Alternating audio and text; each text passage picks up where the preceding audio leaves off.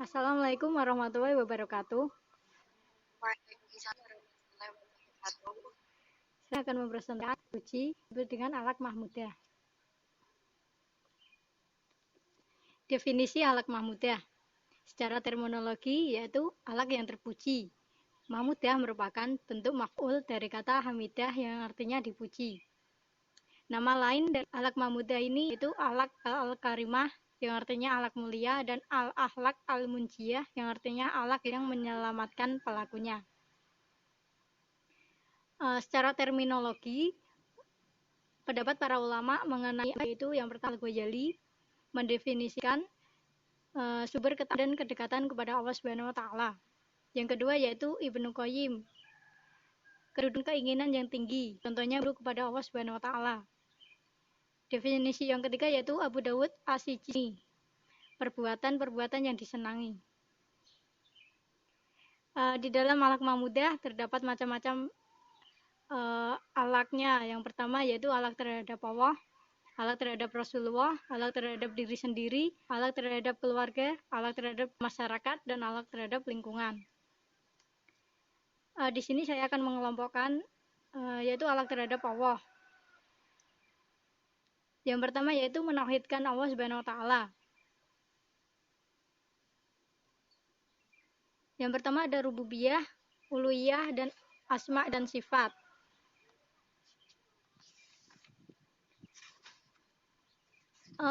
Rububiyah yaitu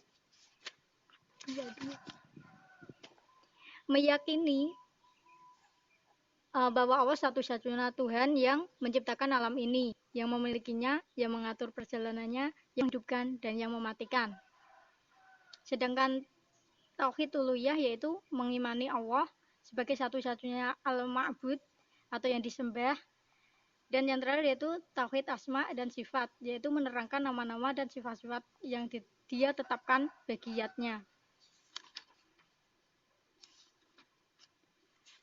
Di sini ada mengesahkan Allah, mengakui bahwa tidak ada Tuhan selain Allah. Tauhid dapat berupa pengakuan bahwa Allah Subhanahu wa taala satu-satunya yang memiliki sifat rububiyah dan uluhiyah serta kesempurnaan nama dan sifat. Yang kedua ada taubat. Taubat di sini berarti sikap menyesali perbuatan buruk yang pernah dilakukan dan berusaha menjauhinya, serta menggantinya dengan perbuatan baik. Menurut Imam An-Nawawi, Riyadhus Shalihin, taubat itu wajib bagi setiap orang. Yang ketiga ada husnudzon, yang artinya baik sangka.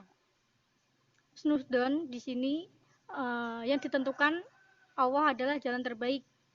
Hadis qudsi berbunyi ana iza dzonni abdi bi, yang artinya aku tergantung kepada prasangka hambaku. Yang keempat ada dzikrullah.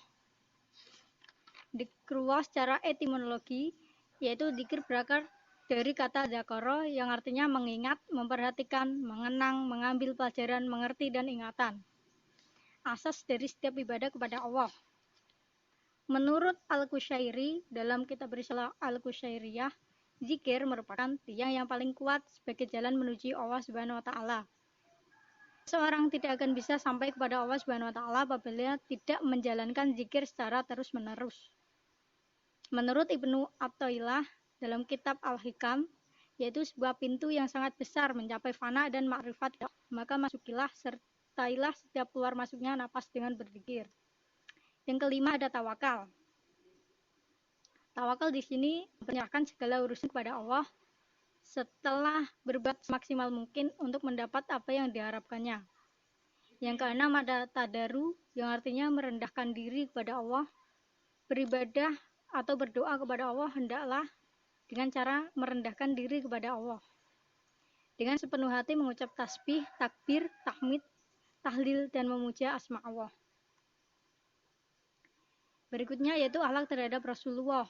Di sini ada 3 kelompok. Yang pertama mencintai Rasulullah, yang kedua mengikuti dan menaati Rasulullah, yang ketiga mengucapkan sholawat dan salam serta salam kepada Rasulullah. Kelompok yang ketiga yaitu akhlak terhadap diri sendiri. Di sini ada 8 macam. Yang pertama sabar. artinya keadaan jiwa yang kokoh dan konsekuensi dalam pendiriannya. Yang kedua ada syukur, menggunakan nikmat Allah untuk taat kepadanya. Yang ketiga amanah, kesetiaan, ketulusan hati, kepercayaan atau kejujuran. Yang keempat ada sidik, yang artinya jujur, memberitahu sesuatu dengan kebenarannya. Yang keempat ada wafa, menepati janji jika tidak dipenuhi akan mendapat dosa. Yang keenam ada ifah, memelihara kesucian diri, menjaga diri dan segala tuduhan.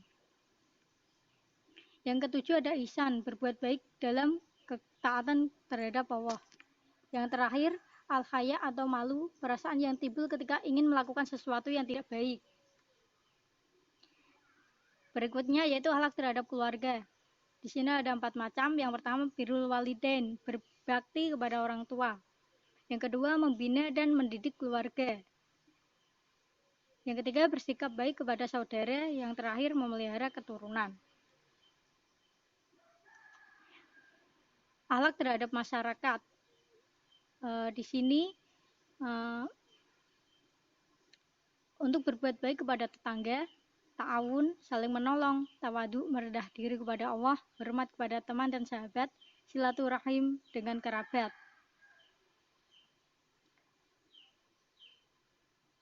Yang terakhir ada akhlak terhadap lingkungan.